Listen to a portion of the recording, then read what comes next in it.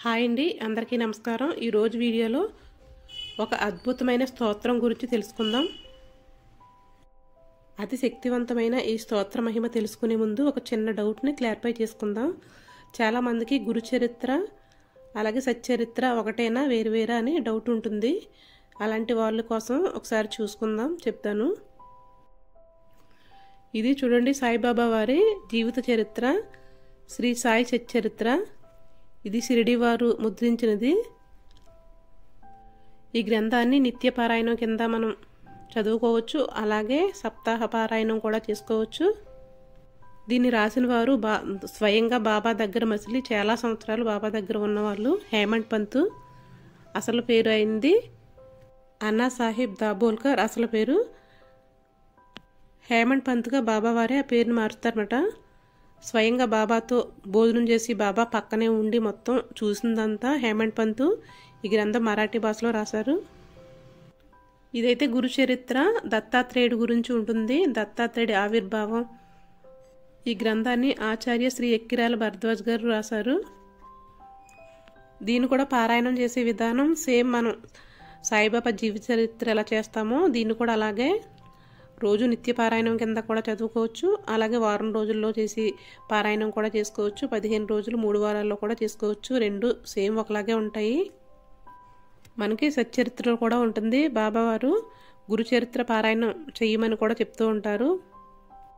ఇప్పుడు ఈ మిరాకిల్ స్తోత్రం గురించి తెలుసుకుందాము. ఇది సిద్ధమంగళ స్తోత్రం.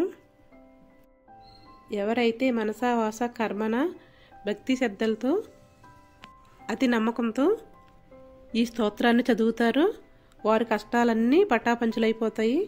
ఎన్నో అద్భుతాలు చూస్తారు జీవితంలో. అంత మహిమ గలది ఈ సిద్ధమంగళ స్తోత్రం.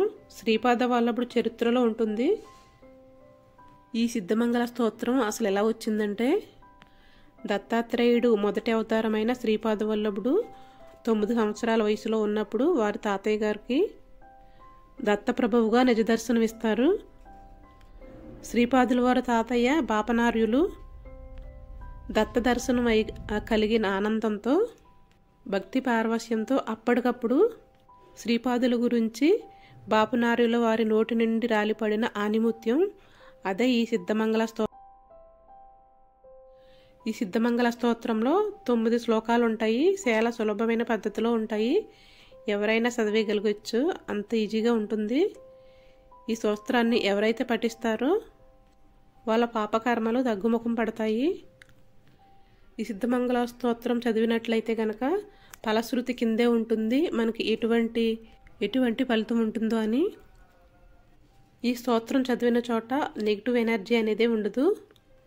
దత్తాత్రేయుడు ముందు 5 మానవ రూపాలుగా అవతరిస్తాడు. ఫస్ట్ది వచ్చేసి శ్రీపాద వల్లభుడు, రెండవది శ్రీ నరసింహ సరస్వతి, మూడవది మాణిక్య ప్రభువు, 4వది అక్కల్కోట్ మహారాజు, 5వది సాయిబాబా వారు. వీళ్ళందరూ కూడా దత్త పరంపర అవతారమూర్తులు. అలాగే దత్తాత్రేయుడు 16 సంవత్సరాల వరకు పిఠాపురంలో నివసించాడు. తర్వాత 14 సంవత్సరాలు కురువాపురంలో నివసించారు. స్వయంగా దత్తాత్రేయుడే చెప్పాడు, గానుగాపురంలో పాదుక రూపంలో ఉంటానని, అలాగే కురువాపురంలో గుప్త రూపంలో ఉంటానని స్వయంగా చెప్పాడు దత్తాత్రేయుడే. మనకి గురుచరిత్ర పారాయణంలో ఉంటుంది. ఇప్పుడు సిద్ధమంగళ స్తోత్రాన్ని ఎలా చదవాలో చూద్దాము.